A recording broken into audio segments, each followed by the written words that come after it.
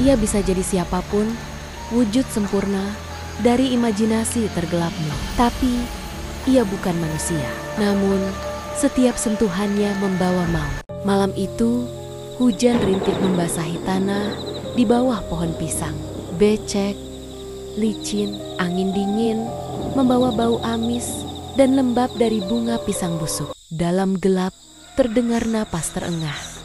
Jan, tangannya gemetar. Benang merah melilit jari tengahnya.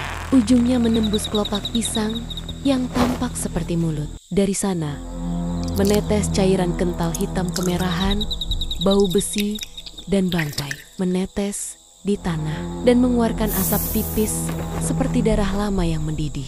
Tiba-tiba suara lirih perempuan membisik terlalu dekat, seolah tepat di telinganya. Kau sudah berjanji, sekarang saatnya bayar. Jan menangis.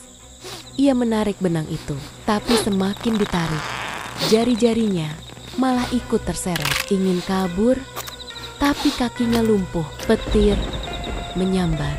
Sekilas tampak sosok wanita di balik batang pisang. Wajahnya pucat, mata putih menatap lurus. Gaun putihnya basah, meneteskan lumpur dan darah. Ia tersenyum, seperti tahu semuanya. Jan berteriak, bukan karena takut, tapi pasrah. Ia tahu ini bukan awal dari akhir, tapi akhir dari segalanya. Beberapa bulan sebelumnya, Jan hanya tukang kayu di bengkel tua Vietnam Fujian. Hari-harinya datar, gergaji, debu kayu, kopi sachet basi. Umur 28, tapi hidupnya terasa mati. Tak punya pasangan, tak punya tujuan. Ia hanya ada. Teman-temannya sering bercanda soal mitos lokal, arwah wanita dari pohon pisang. Konon bisa dipanggil lewat ritual lama. Salah satu temannya berseloroh, ikat benang merah ke bunga pisang, tusuk dengan jarum. Malamnya dia datang, tapi hati-hati, dia selalu minta bayaran. Jan tertawa saat itu, tapi malamnya ia mencobanya sendiri. Bukan karena percaya, tapi karena kesepian, ingin dicintai, walau oleh sesuatu yang bukan manusia. Ia memilih bunga pisang yang masih segar, mengikat benang merah, menusukkan jarum, lalu mengaitkan ujungnya ke jari kakinya sendiri. Malam itu, ia tertidur di bawah pohon dan bermimpi. Mimpi pertama dari serangkaian malam yang akan mengubah hidupnya selamanya. Malam itu, Jan bermimpi seseorang duduk di pangkuannya. Rambut panjang menutupi wajah, tubuhnya seperti kabut, namun lekuknya memikat. Tangannya dingin membelai pipi Jan. Lalu bibirnya bergerak, berbisik, "Kau memanggilku, maka aku milikmu." Jan terbangun, napas tercekik, tubuh dingin. Tapi bukan itu yang membuatnya gemetar. Lantai rumahnya berjejak lumpur basah dari pintu menuju ke tempat tidurnya. Pagi harinya, Jan terlihat seperti pria jatuh cinta. Ia tersenyum sendiri, makan dengan lahap dan tak memperdulikan ejekan rekan kerjanya. Tapi malamnya, ia kembali ke pohon itu, lalu malam berikutnya, dan berikutnya. Setiap kali pulang, tubuhnya makin lemas, matanya gelap, langkahnya lamban, tapi hasratnya makin membara. Suatu malam, ia terbangun, tapi bukan karena mimpi. Ada suara dari dalam rumahnya.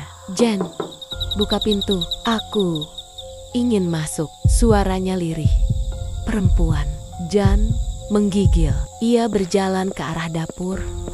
Pintu terkunci. Tak ada siapapun, tapi udara tiba-tiba membeku. Bau bunga busuk menyebar dari kolong tempat tidur, menetes cairan hitam. Jan mulai kehilangan arah. Ia mencoba menenangkan diri, menyalakan musik keras-keras, membakar kemenyan, membaca doa. Tapi malam-malam berikutnya, suara langkah terdengar dari loteng. Masalahnya, rumah Jan tak punya loteng. Kadang terdengar perempuan menangis, dari kamar mandi yang gelap. Kadang, pintu depan menggedor sendiri.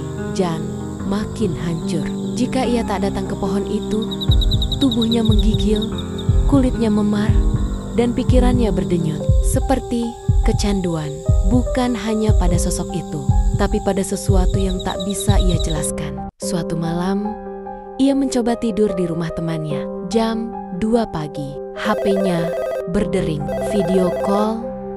Video call, nomor tidak dikenal, tanpa nama, tanpa foto profil. Ia ragu, tapi menjawab. Layar gelap, hening, lalu muncul wajah putih, pucat, rambut panjang menutupi wajah. Itu dia, wanita dari pohon. Tapi kali ini dia membuka matanya. Bola matanya hitam, kosong, dan dari layar terdengar bisikan pelan.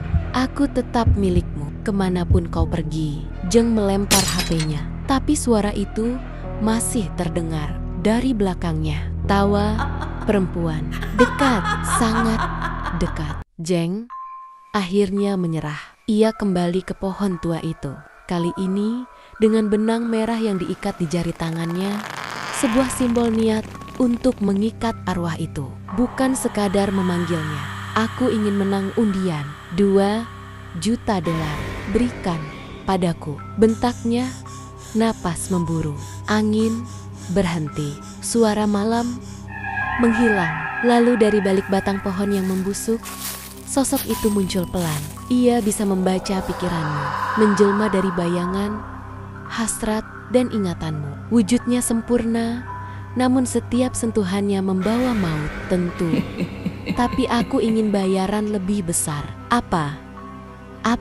Sesuatu yang kau cintai.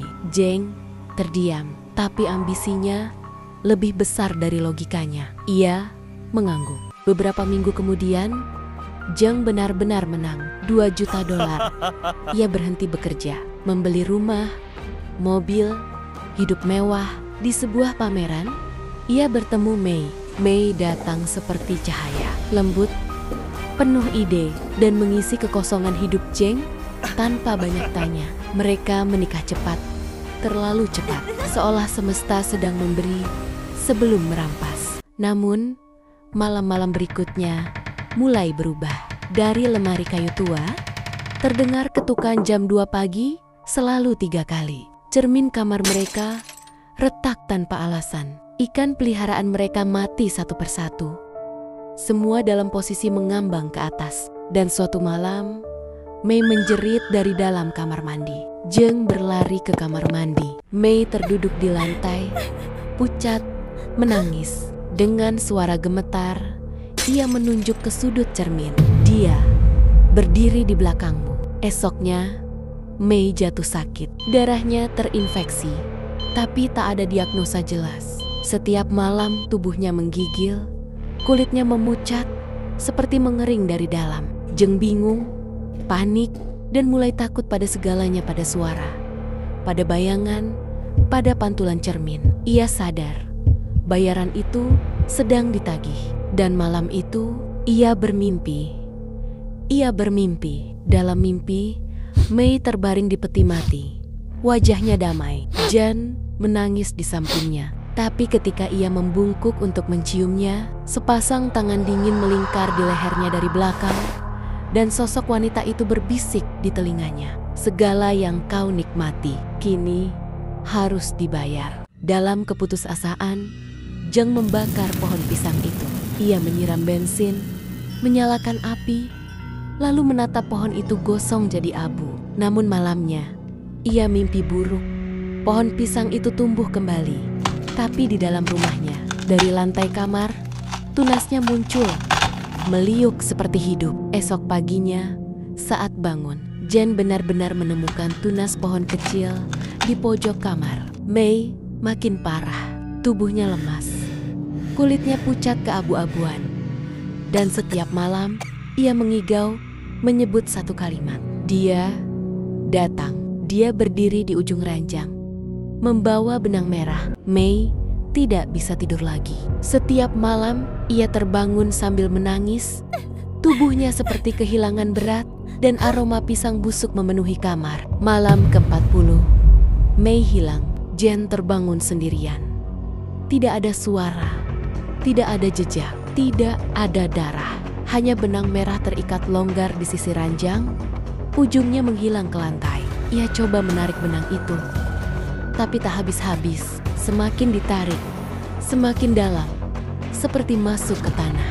Lalu ia berhenti. Jari kelingkingnya sendiri sudah terikat rapat. Luka, berdarah, semua paranormal menolak membantu. Mereka hanya menatap Jen dengan ngeri. Satu nenek tua berkata, "Kau yang pertama memanggil. Sisanya hanya soal waktu. Jangan pikir bisa memutus apa yang bukan milikmu." Jan kembali ke tempat lama. Ke area tempat pohon itu pernah tumbuh, tapi lahannya sudah berubah menjadi taman bermain, bersih, rapi, tidak ada jejak pohon, tidak ada jejak benang. Namun malam itu, benang merah tumbuh dari dada Jan, menembus kulit, hidup. 3 tahun berlalu.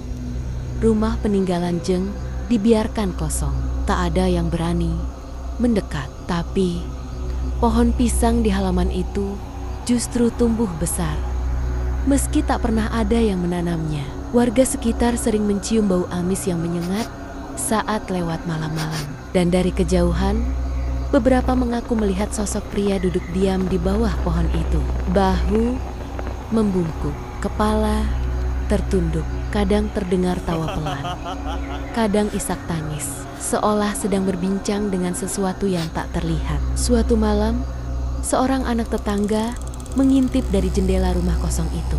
Ia melihat Jeng duduk membelakangi ruangan, menghadap tembok. Di dinding itu tergantung foto Mei, tapi kedua matanya sudah dicoret hitam. Benang merah menjulur dari bingkai foto, masuk langsung ke dada Jen. Anak itu lari ketakutan. Sejak malam itu, tak ada yang pernah melihat Jen lagi. Tapi mereka bilang, jika kau cukup berani untuk lewat tengah malam dari balik lemari kayu tua di dalam rumah itu, kadang terdengar bisikan mengerikan. Kau juga ingin dipanggil, dan setiap malam Jumat, suara ketukan itu selalu kembali dari dalam lemari kayu, tak pernah berhenti.